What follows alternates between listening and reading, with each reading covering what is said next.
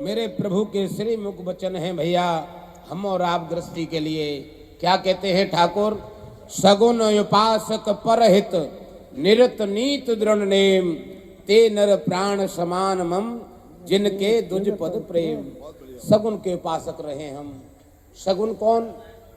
प्रभु श्री सीताराम जी, श्री राधा कृष्ण जी। जहां आपका नेह लगा है सब ठाकुर के उपासक रहो, परहित में लगे रहो। परहित क्या है? हमारे आपके लिए परहित क्या है?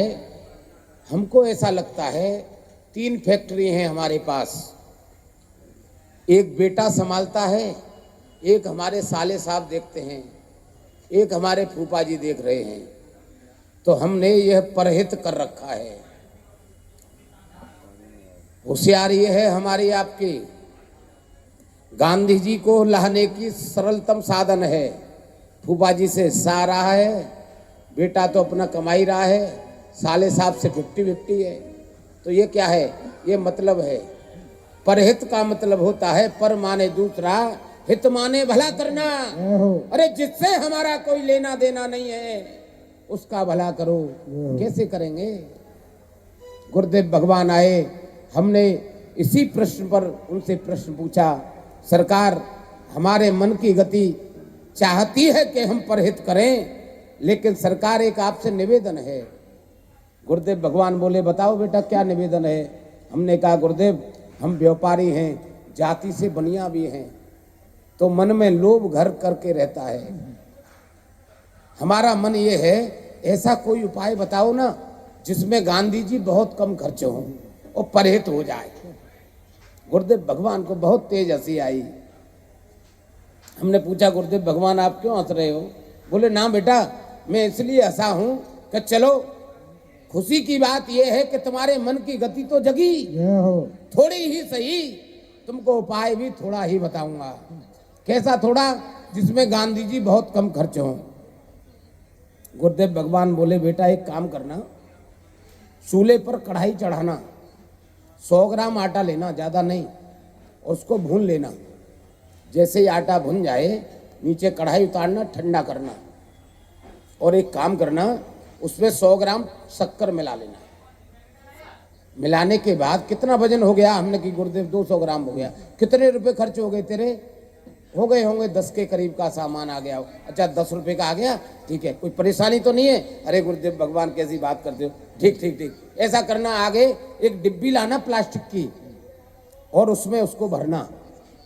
डिब्बी के ढक्कन को कस के लगाना, कहीं आप डालने जाओ तो ढक्कन खुल के फैल नहीं जाए, नुकसान हो जाएगा तुम्हारा।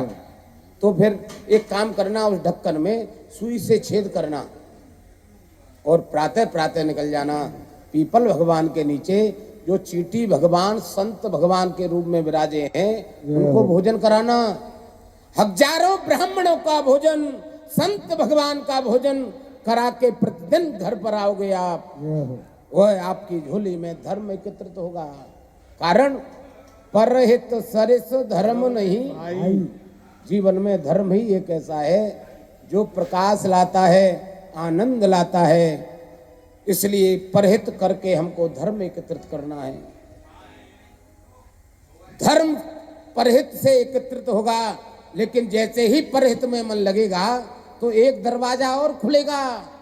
क्या?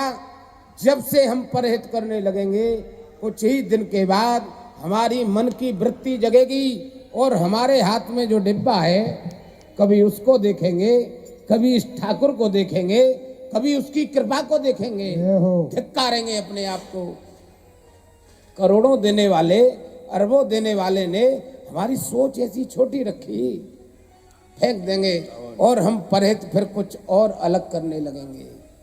गौधाम जाएंगे, यमुना के किनारे जाएंगे, मछलियों को दाना डालेंगे, पंछी को दाना डालेंगे, किसी गरीब की बेटी का विवाह हो रहा हो उसमें अनुदान देंगे। कब? जब मेरे ठाकुर की कृपा होगी। परहित किया जाए।